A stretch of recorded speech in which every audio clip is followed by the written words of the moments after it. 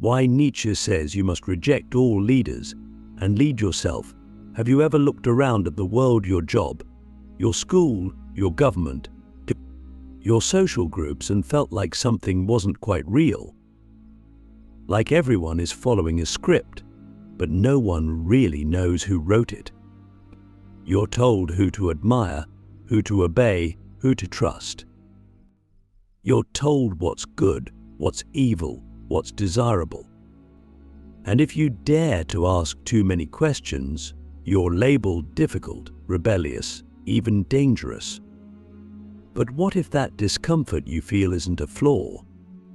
What if it's the very truth Nietzsche was trying to wake us up to? Because Friedrich Nietzsche believed most people aren't really living, they're being lived.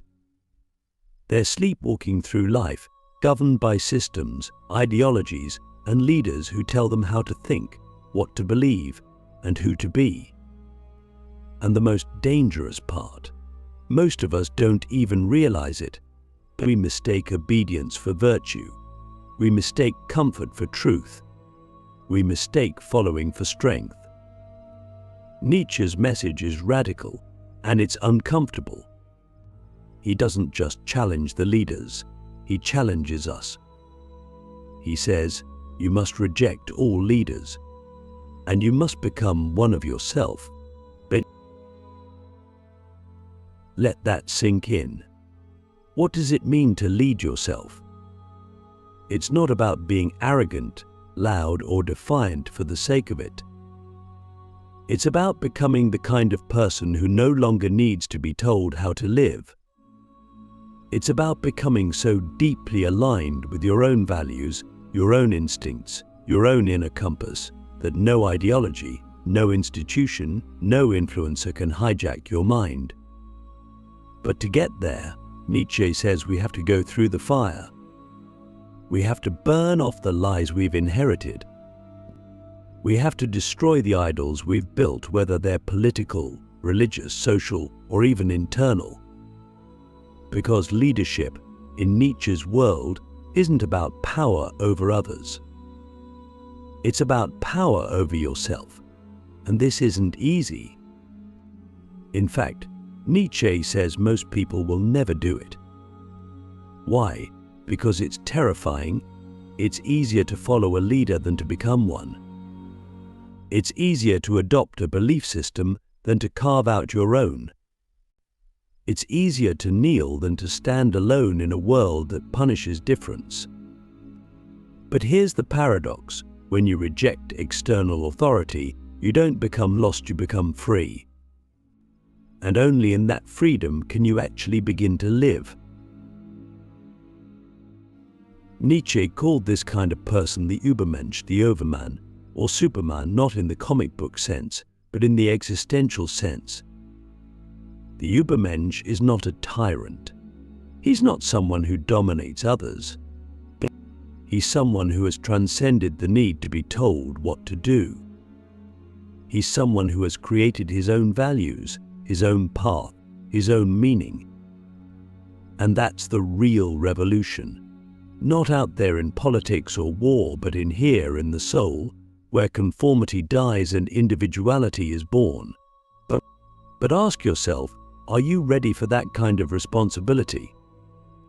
Because leading yourself means there's no one left to blame. No more scapegoats, no more excuses. But if your life is empty, you can't point to the government, your parents, your boss, or your society. You have to look in the mirror. And that's exactly what Nietzsche forces us to do. He holds the mirror up and says, this is the human condition. Now, what are you going to do about it? Click subscribe to this channel to get more profound insights. Most people run from that mirror. They hide behind ideologies, religions, political parties, or trends. They find safety in tribes and rules and groupthink. But Nietzsche warns us, if you always look outside for guidance, you will never find yourself. You will become a hollow echo of someone else's voice. You will live and die having never truly lived.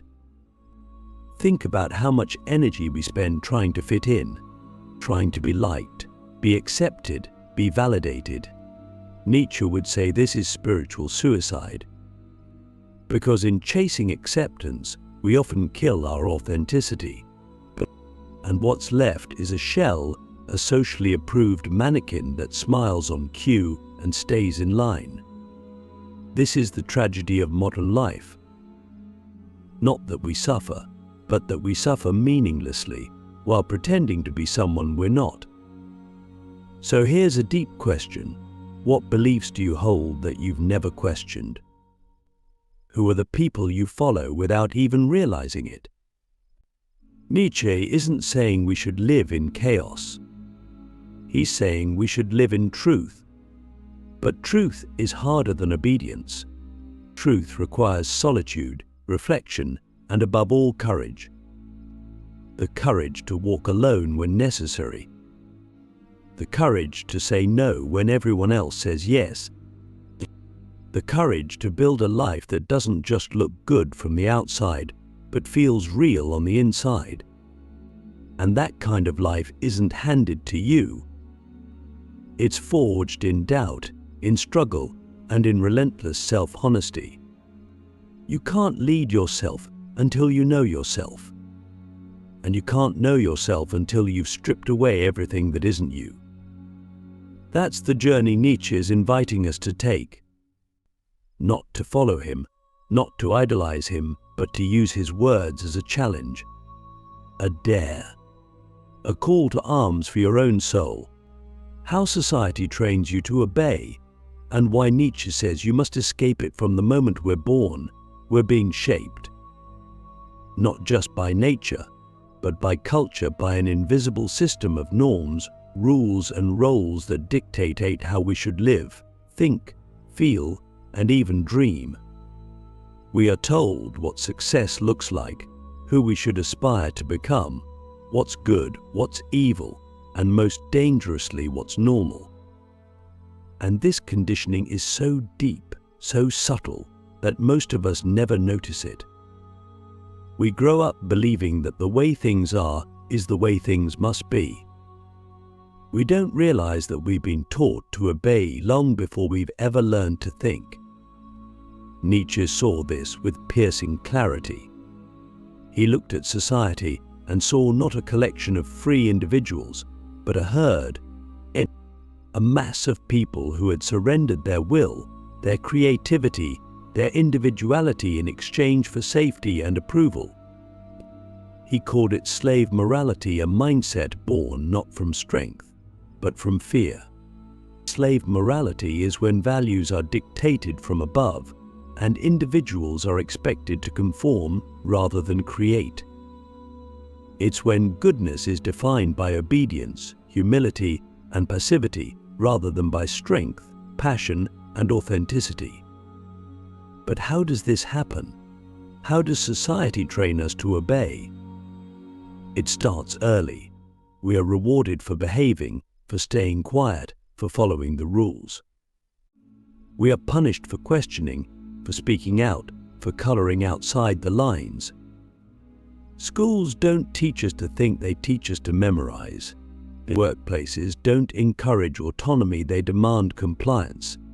And media doesn't challenge us to grow, it distracts us into submission. Every layer of society is designed to keep us in line. Not because of some evil conspiracy, but because it's easier to manage people who don't think for themselves. Nietzsche wasn't just criticizing institutions, he was warning us about the psychological impact of this conditioning. When you're trained to obey, you lose the ability to trust your own instincts. You stop asking, "What do I believe?" and start asking, "What am I supposed to believe?" You become more concerned with being accepted than with being real. And over time you shrink, not physically, but spiritually. You become smaller than you were meant to be. But here's the twist. Nietzsche believed that buried beneath that obedience is something wild, something sacred, the will to power. Not the will to dominate others, but the will to become oneself. The will to rise above mediocrity, to create values rather than borrow them, to become the author of your own destiny. The will to power is the internal force that pushes you to evolve, to break past limitations, and to live not as a copy, but as an original. The tragedy is that many people never awaken this will. They live their entire lives in quiet desperation, haunted by a sense that something is missing but too afraid to break free. They stay in jobs they hate, relationships that numb them, belief systems that don't resonate not because they lack intelligence, but because they've been trained to obey instead of trust their own soul. So let me ask you something uncomfortable. What part of your life are you living just to be accepted? That question can burn, because the truth is, many of us are living lives that aren't truly ours. We've inherited dreams we didn't choose. We've adopted beliefs we didn't question. We've followed leaders we didn't examine. And Nietzsche says, that must end. If you want to be free, truly free, you must unlearn obedience. You must stop looking for someone to lead you and start becoming someone who leads themselves. This doesn't mean rejecting all rules or becoming a chaotic rebel. It means something much deeper, learning to discern why you do what you do. Are your values truly yours, or are they hand-me-downs from a system that benefits from your obedience? Are your goals a reflection of your deepest passions? Or are they trophies meant to impress a crowd that doesn't even know who you really are? You need to escape society's conditioning. You don't need to run away. You need to wake up. Begin noticing where you've been trained to fit in. Begin questioning what you've accepted without reflection. Begin reclaiming the parts of you that were silenced to make others comfortable. But this is not rebellion for its own sake, it's resurrection. The resurrection of the you that existed before society told you who to be. Nietzsche isn't saying you must live without community. He's saying that your community must be chosen freely, not followed blindly. He's not telling you to destroy society. He's telling you to stop letting society destroy your soul. Because the moment you stop obeying out of fear and start living from your own inner authority, you don't just change your life. You become the kind of person who changes the world not by force, but by example. You are your own revolution, Nietzsche's blueprint for becoming unstoppable. There's a moment in every life, if we're lucky, when we realize no one is coming to save us. No teacher, no politician, no spiritual guru, no influencer with 1,000 motivational quotes. That moment can feel like despair, a kind of existential vertigo. But Nietzsche believed it's actually the beginning of power. Because the instant you stop waiting for someone to lead you is the same instant you begin to lead yourself. That, he says, is the true revolution, not in the streets, not in the systems, but in the soul. And the person who dares to undergo this revolution becomes something rare, something dangerous, something unstoppable. Because once you stop needing permission to exist fully, there is nothing left to hold you back. But let's be clear, becoming your own revolution isn't about rebellion for show. It's not about being loud or contrarian or edgy. It's about building a life so rooted in your own truth that no external force can shake it. It's about becoming a creator of values, of meaning, of direction. Nietzsche called this the highest form of life, not the follower, not the critic, not even the warrior, but the creator.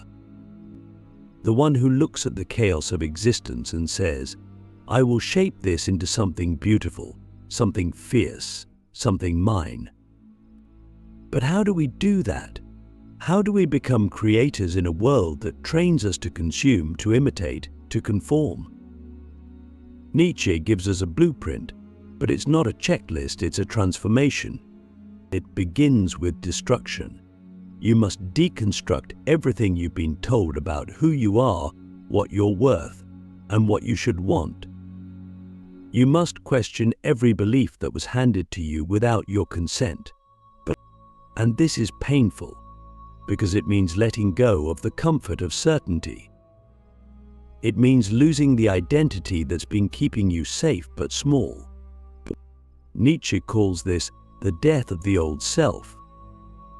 It's the necessary sacrifice before rebirth. Next comes solitude. Not loneliness, but solitude, the kind of space where you can finally hear your own voice above the noise of the world. Nietzsche believed solitude is where greatness is born. It's where the soul begins to ferment, to deepen, to clarify. It's where you stop echoing others and start speaking from the core. Most people fear solitude because it forces them to face the emptiness they've been avoiding. But Nietzsche says, walk into it. Sit with it. Let it strip you. Because only by facing that void can you begin to fill it with something real. And finally comes creation. This is where the revolution becomes visible, not in slogans, but in the way you live. You begin to act from your own values, not borrowed ones. You begin to build things, art, relationships, careers, philosophies that reflect your inner architecture. You become a lighthouse, not a mirror. You stop reacting to life and start radiating into it, and people will notice. Some will be drawn to you, others will be threatened, but you won't care, because you're no longer living to be liked. You're living to be true. Let me ask you something powerful. If no one ever praised you again, would you still live the way you do? This question cuts through the noise. It reveals whether you're living from your essence or from your ego. Nietzsche's revolution is about getting to a place where the answer is yes, where your actions are so deeply in alignment with your soul that you don't need applause, validation, or permission. You are the source. You are the cause. You are the leader you've been waiting for. But here's the catch. This journey never ends. There is no final stage, no arrival point, no ultimate guru badge. Because the self is not a static object, it's a process, a becoming. Nietzsche believed life is flux, and to live fully, we must become dancers in the chaos. Not clinging, not controlling, creating. That's why he said, one must still have chaos in oneself to be able to give birth to a dancing star. Your chaos is not a curse. It's your raw material and your resistance, your energy source, the very proof that you are alive, evolving, becoming. So what does it mean to be unstoppable? It means you've stopped outsourcing your power. It means you've stopped being a reflection and started being a fire. It means you've accepted the terrifying, beautiful truth that you are responsible for your own existence. And in that acceptance, you find not burden but liberation. You don't need a savior. You don't need permission. You don't need a leader. You just need to remember you are your own revolution. The final test, why true freedom demands the death of the old you. If you've come this far, you already know there's no going back. Once you begin to see through the illusions, through the borrowed beliefs and artificial values, there's no unseeing them. But here's the hard truth: Nietzsche never sugarcoated freedom isn't free. It costs something, and what it costs is you, or at least who you thought you were.